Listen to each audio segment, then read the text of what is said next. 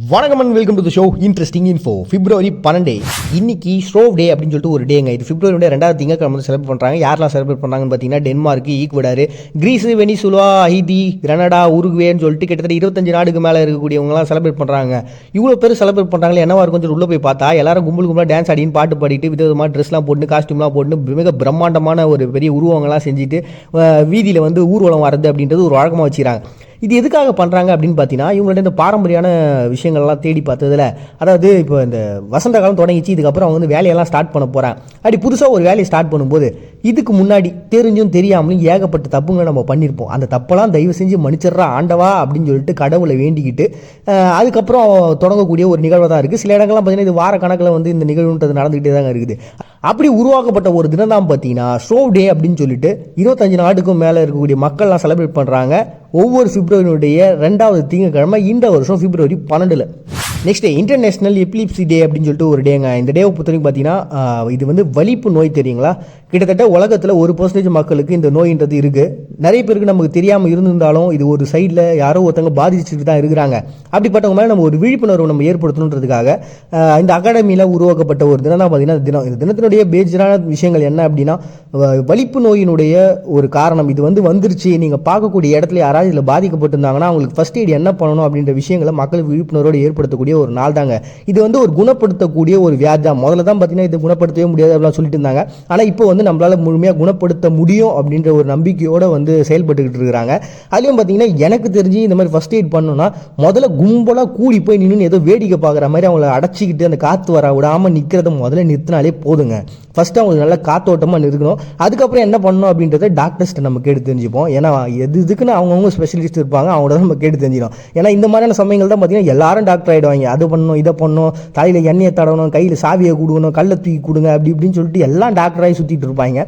அந்த மாதிரிலாம் எதுவும் பண்ணாமல் ஒழுங்காக என்ன பண்ணணும் அப்படின்றது சில டாக்டர்ஸ்னுடைய அறிவுரைகளோ இல்லாட்டி இது சம்மந்தமான ஆர்டிகல்ஸோ இருந்தால் அதை படித்து தெரிஞ்சுக்கங்க அப்படின்னு சொல்லிட்டு மக்களுக்கு ஒரு சரியான விழிப்புணர்வு ஏற்படுத்தக்கூடிய ஒரு நாள் தான் பார்த்தீங்கன்னா இன்டர்நேஷனல் எபிலிப்சி டே அப்படின்னு சொல்லிட்டு ஒரு டே வந்து அனுசரிக்கிறாங்க பிப்ரவரி 12.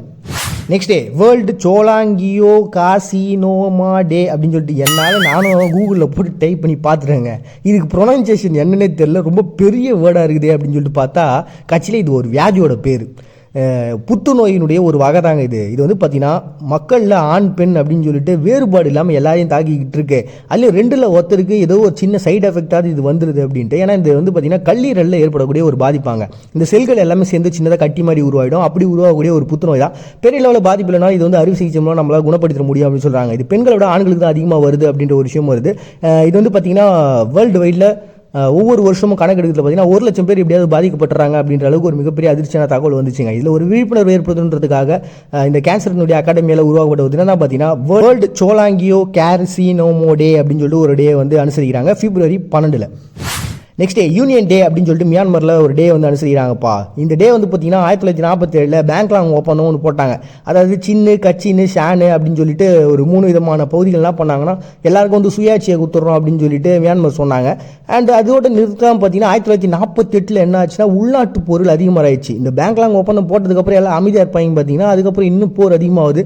இது ஆனதுக்கான ஒரு மேஜரான காரணம் என்னென்னு பார்த்தீங்கன்னா பிரிட்டிஷ்காரங்களுக்கும் நாங்கள் சுயாட்சி கொடுத்துட்றோம் அப்படின்ட்டாங்க. ஏன்டா நம்மளை அடக்கி ஆண்டவங்க அவங்களுக்கே நீங்கள் சுயாட்சியை கொடுக்குறியா அப்படின்னு சொல்லிட்டு அவங்களுக்குள்ளே ஏற்பட்டுள்ள ஒரு முரண்பாடாக கூட இது இருந்தது. அது ஒரு பகுதியாக தான் இருந்தது.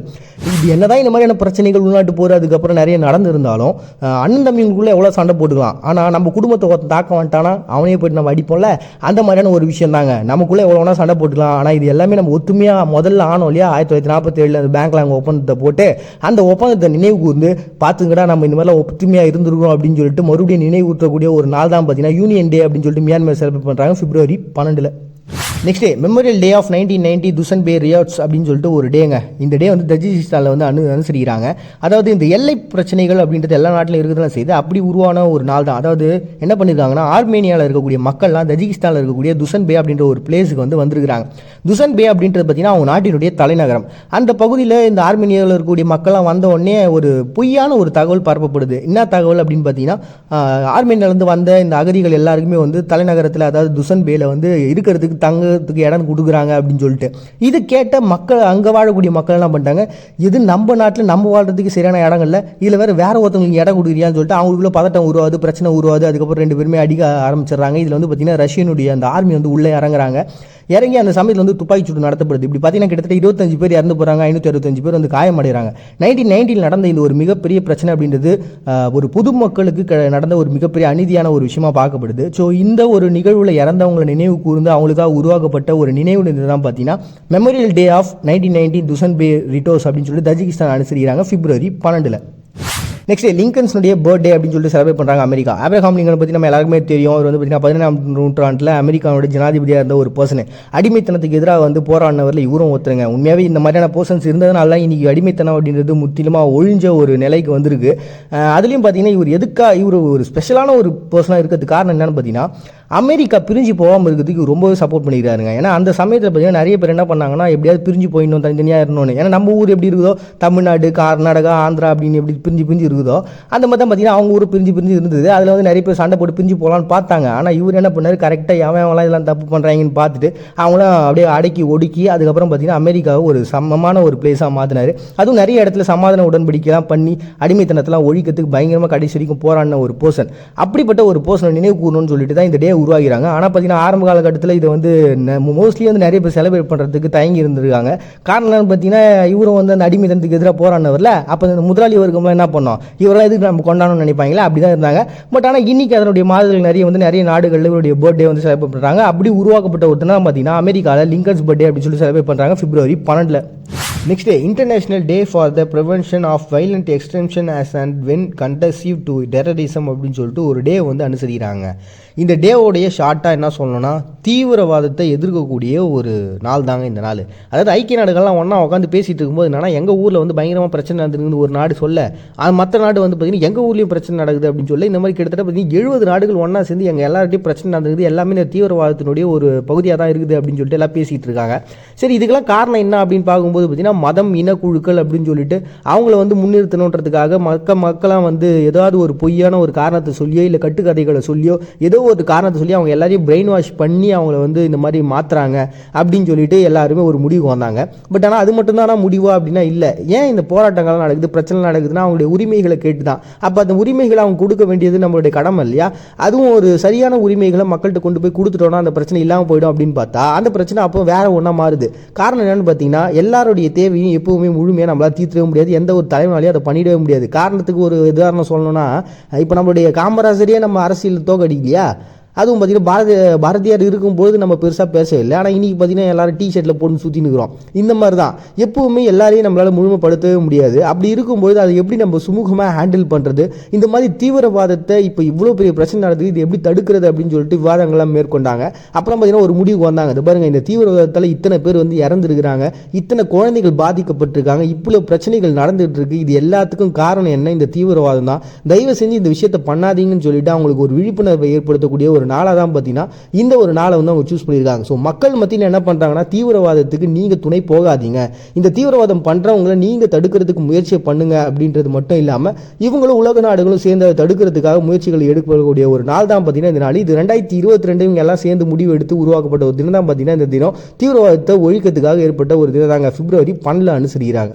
Sexual and reproductive health awareness day அப்படின்னு சொல்லிட்டு ஒரு டே வந்து அனுசரிக்கிறாங்கப்பா. செக்ஷுவல் அப்படின்னு சொன்னோன்னே சில பேருக்கு முகம் சுழிச்சிருப்பீங்க, சில பேர்லாம் ஸ்கிப் பண்ணிட்டு போயிடலாமான்னு நினச்சிருப்பீங்க. தயவு செஞ்சு ஒரு நிமிஷம் முழுசாக கேளுங்க. இந்த விஷயத்தை வந்து ஸ்டார்ட் பண்ணது பார்த்தீங்கன்னா கனடாவில் இருக்கக்கூடிய ஹெல்த், அதாவது சுகாதார அமைப்பு தான் வந்து இதை ஸ்டார்ட் பண்ணியிருக்காங்க இந்த டேவை. இந்த டேவோடைய கான்செப்ட் என்ன அப்படின்னு பார்த்தீங்கன்னா இப்போ நடக்கக்கூடிய இந்த செக்ஷுவல், அதாவது நம்ம ஒரு புது உயிரை இந்த உலகத்துக்கு கொண்டு வரமே, இந்த வேலையை நம்ம கரெக்டாக தான் பார்க்குறோமோ அப்படின்ற ஒரு கேள்வி அவங்க வந்து கேட்டுக்கிறாங்க. உண்மை தானே? இப்போ வந்து நம்ம ஒரு பெரிய புனிதமான ஒரு விஷயம்ன்றதுனால தான் இவ்வளோ பெரிய திருமணமாக நடத்துகிறோம். அதில் வந்து இவன் பெண் வீட்டார் ஆண் வீட்டார் அப்படின்னு சொல்லிட்டு எல்லாருடைய பேரும் போட்டோமா இல்லையான்னு சொல்லிட்டு அதில் வேறு சண்டைகள் வரும், மொய் வைக்கிறது அப்படின்ட்டு இவ்வளோ பெரிய விஷயத்தை நம்ம ஏன் கொண்டாடுறோம்? அது அவ்வளவு புனிதமான ஒரு விஷயமா தான் இருக்குது. ஆனால் அது கரெக்டான ஒரு வேலை இருக்குதா அப்படின்னு பார்த்தீங்கன்னா ஒரு பெரிய கேள்விக்குறி தான். ஒரு பெரிய வெக்கப்படக்கூடிய விஷயம் பார்த்தீங்கன்னா ஒரு சில வருடங்களுக்கு முன்னாடி வந்து ஒரு பெரிய சர்வே என்ன சொல்லுதுன்னா முத்தங்கள் இல்லாமல் வந்து செக்ஷுவல் நடக்குது அப்படின்னு. எவ்வளவு கேவலமான ஒரு விஷயம் இல்லை இந்த உலகத்துக்கே பார்த்தீங்கன்னா. இந்த புனிதமான ஒரு விஷயத்தை சொல்றதுக்கு நந்தி தேவரால் எழுதப்பட்ட காமசூத்ரா அப்படின்ற ஒரு விஷயம் இருந்தது. ஆனால் அந்த புக்கே நம்ம கிட்ட இல்லை, அதுக்கப்புறம் வந்தவரால் எழுதப்பட்ட புக்கு தான். அப்படி அது வேற ஹிஸ்ட்ரி விட்டுருங்க. இப்படி உலகத்துக்கு எல்லா விஷயத்தையும் சொல்லிட்டு அப்புறம் கோவில்களில் இருக்கக்கூடிய சிற்பங்கள் இதெல்லாம் இருக்குது, எல்லாம் புனிதத்தன்மையான ஒரு விஷயம் மக்கள்கிட்ட சொல்றதுக்காக உருவாக்கப்பட்டது அப்படின்னு வாய்க்கிலேயே பேசிட்டு, ஆனால் அதை பற்றி பேசுறதுக்கோ அதை பற்றி நம்மளுடைய அடுத்த தலைமுறைகளுக்கு கடத்துறதுக்கோ நம்ம வந்து வெக்கப்படுறோம், இல்லாட்டி அதை கூச்ச போகிறோம், இல்லை அதை பற்றி பேசுகிறவங்ககிட்ட அதை வந்து தப்பானவங்களா பார்க்குறது அப்படின்றது எந்த விதத்தில் நியாயம் அப்படின்னு சொல்லிட்டு நாக்க பிடிங்கிற மாதிரி கேட்கக்கூடிய ஒரு நாள் தான் பார்த்தீங்கன்னா இந்த நாள்.